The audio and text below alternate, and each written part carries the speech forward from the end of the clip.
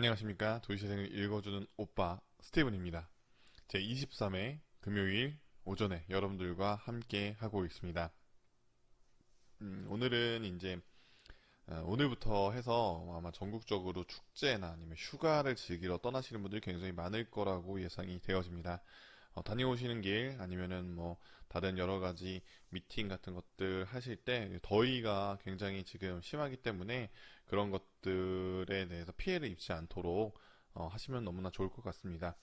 오늘 여러분들께 읽어드릴 소식은요, 총 6가지 소식을 가져왔습니다. 그 첫 번째 소식은 국토교통부 소식입니다.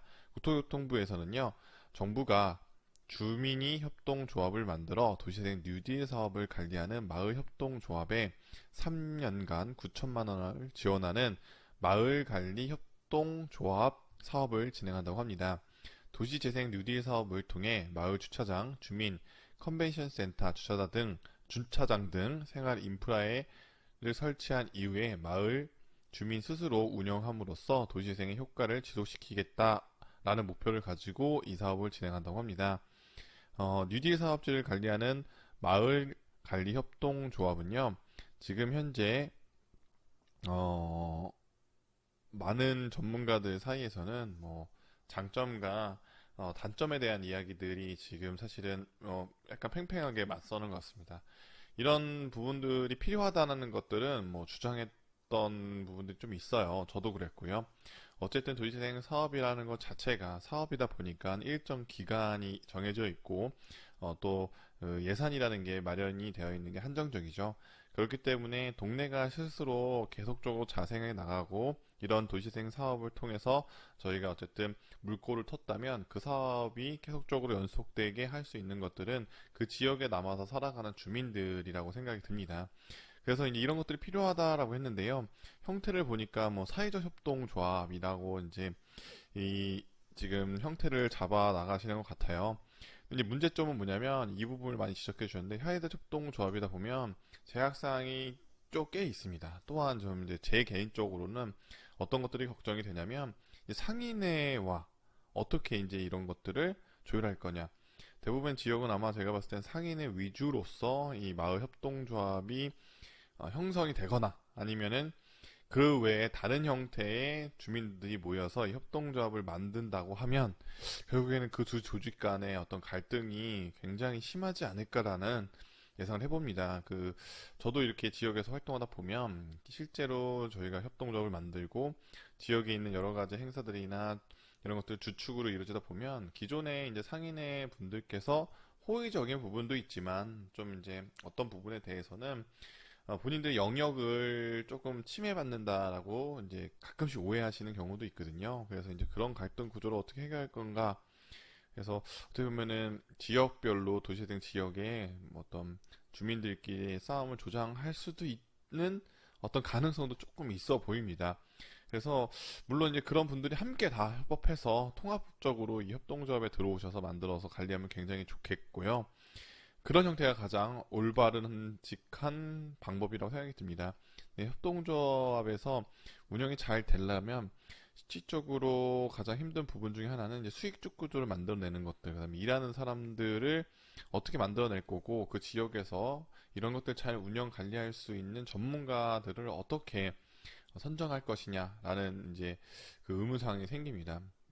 그래서 지금 이제 이 사업이 진행되면서 뭐 2, 3년 동안 뭐 마을 주민 교육 사업들을 굉장히 많이 하는데 이런 것들을 염두에 두고 지금부터 그런 것들을 관리할 수 있는 마을 활동가들 뭐 현재 활동하고 있는 분들을 조금 더 교육을 시켜서 이런 것들을 운영할 수 있는 운영 관리자로서의 교육이 수반되어야 되지 않겠나라는 생각이 듭니다. 여기에 대한 뭐 다양한 소식들은 지금 이제 어제 사실 기사가 공고가 났기 때문에 다양한 소식들 아니면 다양한 의견들을 제가 여러 지역이나 아니면 여러 선배님들, 전문가분들, 교수님들 의견 담아서 이건 다시 한번 제가 다루도록 하겠습니다.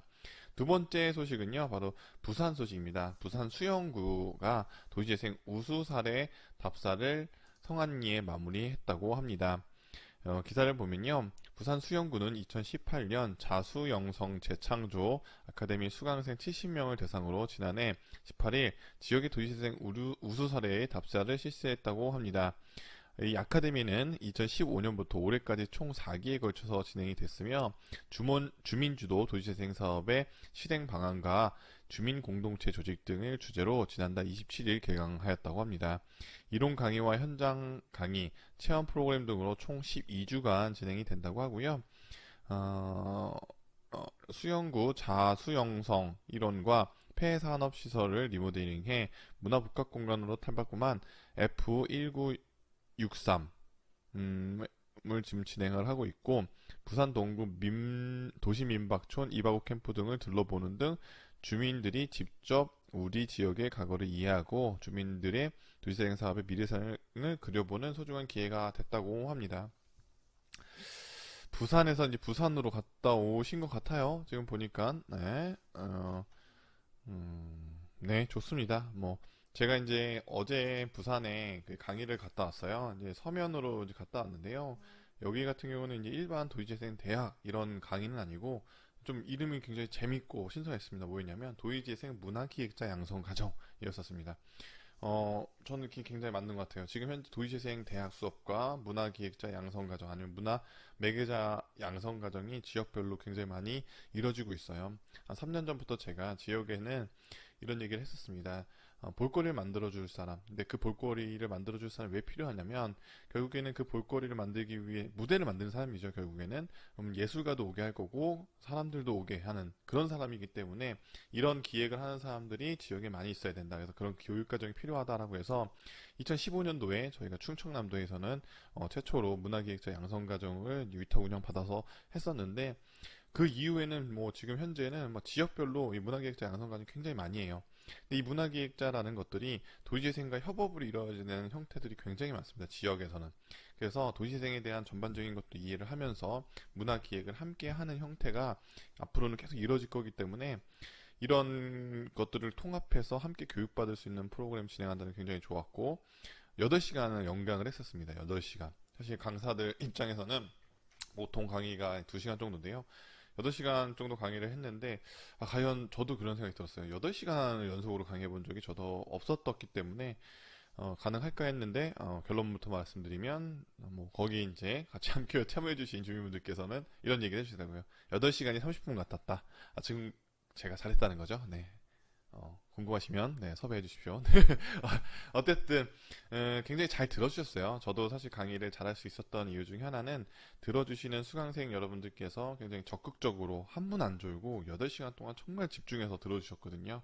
그래서 다음 주에도 내려가서 이제 할 건데, 다음 주에는 약간 실습 위주로 할 예정에 있습니다. 그래서 전반적으로 저는 이제 실제 이야기들, 뭐 강사이기 전에 저도 지역에서 활동하는 활동가로서, 그리고 이제 그분들은 어떤 역할을 했으면 좋겠냐라는 얘기를 드렸냐면, 이 도시재생 대학의 수업을 들어서 그냥 주민으로서 하나의 도시재생을 이해하는 것도 중요하지만, 앞으로 도시재생 사업들이 굉장히 많이 늘어나면서 이런 활동가들 아니면 지역의 전문가들을 키워줄, 아니면 키워낼 또 다른 전문가들이 필요한 거죠. 어떻게 보면 하나의 지역의 전문가들을 만드는 어떤 멘토나 아니면 강사들의 양성을 위한 이런 교육도 필요하다.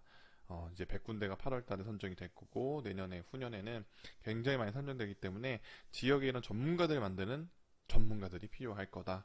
그래서 그런 영역에 들어와서 그렇게 강사의 영역을 하나의 그룹화 만드는 것도 굉장히 중요하다. 이 도시재생 사업에도 이제 앞으로는 저 같은 이제 강사의 역할을 하는 사람들도 굉장히 많이 필요할 것 같습니다. 활동가도 필요하지만 그 활동가들을 전문적으로 교육하고 지역에서 전문가를 양성할 수 있는 전문가 양성을 위한 전문 강사 같은 그룹군들이 생겨야 될 것 같고, 된다 하면 저도 이제 그런 역할을 대한민국 역사, 도시재생의 역사에서 함께 해보고 싶다는 굉장히 포부를 가지고 있습니다. 네. 그래서 이제 사실 도시재생 사업을 이렇게 진행을 하면서 선진 사례를 굉장히 많이 갔다 오는데요. 선진 사례를 갔다 오면서 제가 이제 저희가 어제 강의하면서도 어디로 갈 거예요? 이렇게 얘기하셨는데, 선진 사례는 실질적으로 우리 지역과 약간의 비슷한 공간 아니면 비슷한 여건에 있는데, 잘해서 가는 것도 있겠지만 우리와 지금 비슷한 상태에서 저들은 어떻게 하고 있느냐에 대해서 참고하기 위해서 간다는 생각을 해주시면 더 좋을 것 같습니다.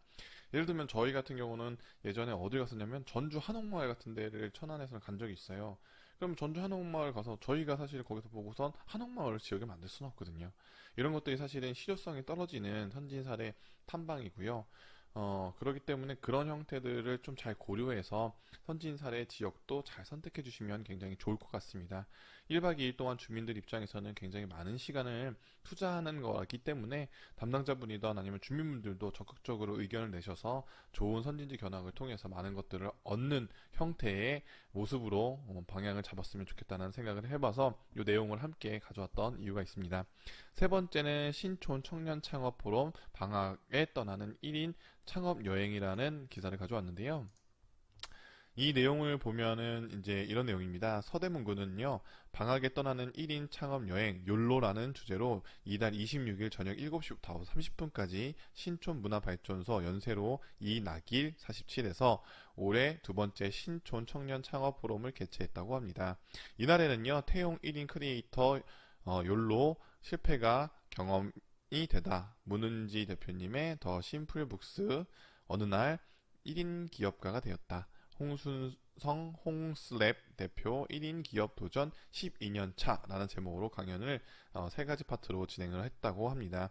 포럼에 참석한 예비 창업자들은요, 평소 궁금했던 아니면 관심이 있었던 내용에 대해서 선배 창업가들에게 자유롭게 대화하는 이 시간을 가졌다고 하고요. 서대문구는 신촌 도시재생 사업 중 청년 창업 활동 지원 프로젝트의 일환으로 이 포럼을 개최해왔다고 합니다. 2016년 신촌 청년 창업 앤 젠트리피케이션 포럼을 시작해 지난해는 창업, 공간, 소셜 벤처 등의 주제로 세 차례의 포럼을 열었고 올해 3월에도 문화기획, IT, 기술, 제조, 유통 등의 창업 스토리를 듣는 포럼을 개최했다고 합니다. 되게 좋습니다. 박수 쳐드리고 싶고 한데요. 전 주제가 조금은 좀 일반적인 창업도 했으면 좋겠다라는 생각이 듭니다. 여러분들이 생각하는 도시재생 창업에 보면은 지금 현재 사실 그 공간적인 공간은 일반적 창업, 예를 들면 음식 창업이라던가 식음료 창업들이 굉장히 많은 줄을 이루는데도 불구하고 이런 포럼이나 이런 어떤 강연을 가면 그런 것들에 대한 어떤 강의보다는 굉장히 IT 쪽에 많이 쏠려 있거나 문화기획 쪽에 너무 많은 것들이 쏠려 있어요. 이런 강의들 자체가. 그래서 문화기획자들이라던가 아니면은 뭐 IT 기업을 한 뭐 아니면 3D 프린터 물론 좋습니다. 앞으로 이제 발전 가능성이 크지만 일반 대부분의 80% 이상의 청년들은 제가 봤을 때는 일반 창업, 뭐 음식점 창업이라던가 뭐 핸드메이드 창업 이런 것들이 위주인 경우도 굉장히 많기 때문에 그런 것들을 어떻게 지역에서 지역과 함께 협업하면서 성공하는 스토리를 만들었던 사람들의 이야기도 함께 그것만 하는 게 아니고 그런 주제도 함께 담아주시면 또 조금 더 좋지 않을까라는 생각이 들고요. 사실 도시재생 사업과 청년 창업이 같이 가는 게 맞냐라는 의견도 분분합니다. 저 개인적으로는 이제 청년 창업, 특히나 중소벤처부 사업 중에 청년 창업들은요, 도시재생 사업과 조금 별개로 가는 스탠스를 가지면 되게 좋다라는 개인적 의견이 있어요. 정말 청년들이 먹고 잘 살고 그들의 상권의 활성화가 위고 장사가 잘 되는 걸 원하면 사실 원도심보다는 번화가에다가 차려주는 게 맞죠. 정답으로서는.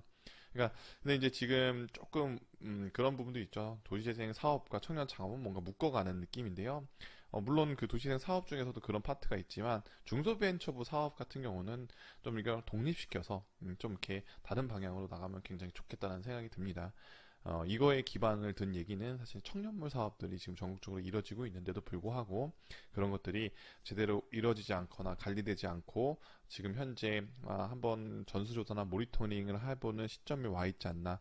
그래서 저희 같은 전문가들을 함께 그 모니터링 단으로 모시고 왜 실패했는지에 대한 지금의 파악이 중요합니다. 실패한 건 어쩔 수 없죠. 그럼 실패했으면 왜 실패했는지에 대한 분석이 필요합니다. 그 이후에 또 해야죠. 그 이후에 했을 때는 어떤 좋은 정책을 실패했다고 그냥 그걸 덮어놓을 수는 없잖아요. 덮어놓고 우리 실패했으니까 이거를 더 이상 밝히고 싶지 않다는 게 아니고요. 이것을 통해서 어떻게 배우고 이걸 어떻게 기회로 만드느냐가 굉장히 중요할 것 같습니다. 네 번째는요. 춘천시 소근소근 스탬프 투어입니다. 이거는 제가 이제 춘천시 그 도시재생 강의를 다녔었는데, 여기 굉장히 적극적이세요. 그때 50명 가까이 강의를 들으셨는데, 최근에는 이런 시스템이 많은 것 같아요. 이제 강의를 듣고 여러 가지 멘토들이나 강사분들의 어떤 강의를 들은 후에 본인들이 직접 기획할 수 있는 기획비를 제공하는 형태가 있는 것 같아요. 대부분이 그렇습니다. 요즘은 최근에는 이 사업의 어떤 강의를 마치고 나서 주민들께 협업을 이뤄서 지역에 축제를 만든다던가 아니면 지역에 관광 상품을 만든다던가 이런 경우도 있는데 이게 이제 그런 거 비슷한 것 같습니다. 그래서 소근소근 스탬프 투어고요. 7월 28일 내일입니다. 6시부터 8시까지 진행이 된다고 합니다. 소양강 스카이워크이고요. 그래서 싱어송라이터 소보가 8시부터 공연을 한다고 합니다. 참여해주신 분들께는요, 춘천사랑 상품권을 드린다고 하네요. 그래서 진행을 지금 보니까 딱 춘천 도시재생 대학 4기 분들이 합니다. 재미가 흐르는 춘천이라는 팀에서 하는데요. 아마 여러 팀 중에 가장 우수한 팀으로 선정되어서 이게 지금 이번에 진행되는 것 같다라는 생각이 드네요. 아주 좋습니다. 실제로 이제 이론을 배우고 보통 이제 실행해 볼 수 있는 기회들이 없었었어요. 근데 이제는 이제 그런 것들 중요성이 강조되면서 이런 것들 실행해 볼 수 있도록 지원하는 뭐 작게는 150에서 크게는 뭐 1000만 원까지 지원해 주는 지자체들이 있는데 굉장히 좋은 것 같습니다. 그래서 이런 것들을 통해서 지역에 정말 괜찮은 축제가 되거나 괜찮은 기획이라면 이런 걸 조금 더 확대해서 더 많은 사람들이 올 수 있도록 지원해 준다고 하면 다른 어떤 창업 지원이나 아니면 문화기획 지원보다도 더 큰 성과를 낼 수 있는 아주 좋은 기회지 않을까라는 생각이 듭니다. 다섯 번째 소식은 대전시 소식인데요. 대전시 마을 청년 해커톤 행사입니다. 8월 31일부터 9월 1일까지 진행되는데요. 9월 1일 날 굉장히 중요한 날이네요. 무슨 날이죠? 제 생일입니다. 네, 감사합니다. 네, 벌써 생일 축하에 한마디 다 하셨죠? 네, 어쨌든 9월 1일, 네, 아주 중요한 날입니다. 최강원 버스데이, 스티븐스 버스데이죠. 네, 그래서 장소는요, 청춘 다락이라는 공간에서 하고요.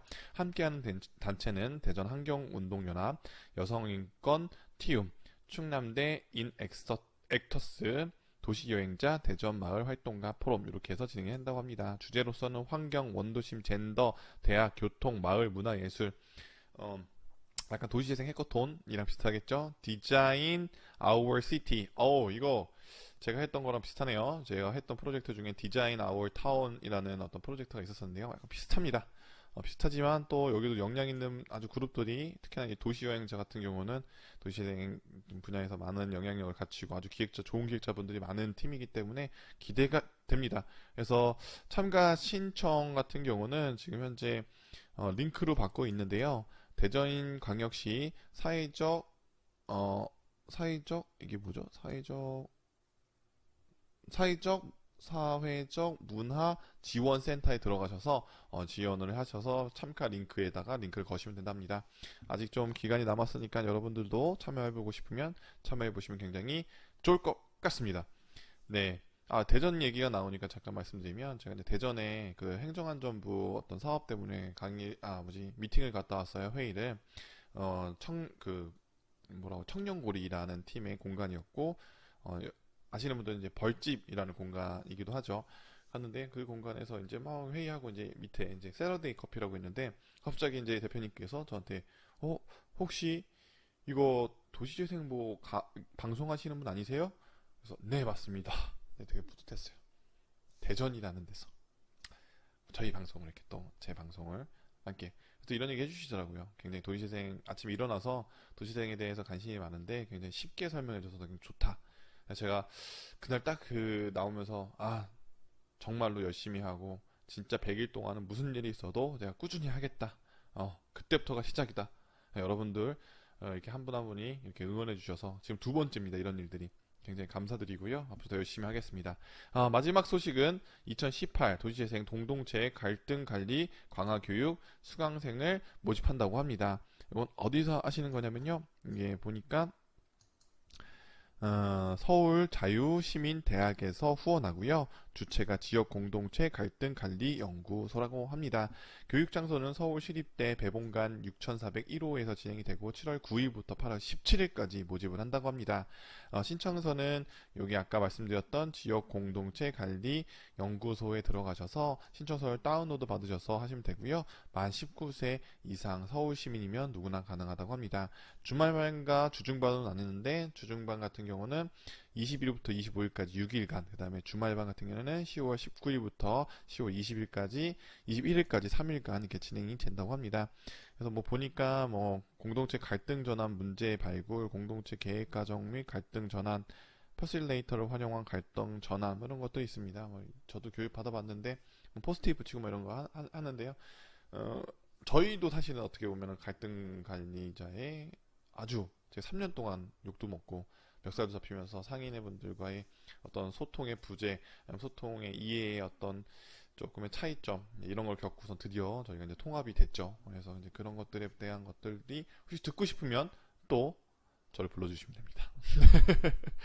제 PR 엄청 하죠. 어쨌든 도시재생의 대단한 같이 함께하는 여러분들께 쉽게 정말 주민들의 언어로서 여러분들 누구나 신문 같은 그런 도시재생 관련 전달자가 되도록 노력하도록 하겠습니다. 도시재생을 읽어주는 오빠 오늘 여기까지 하고요. 다음 주에 만나 뵙겠습니다. 안녕.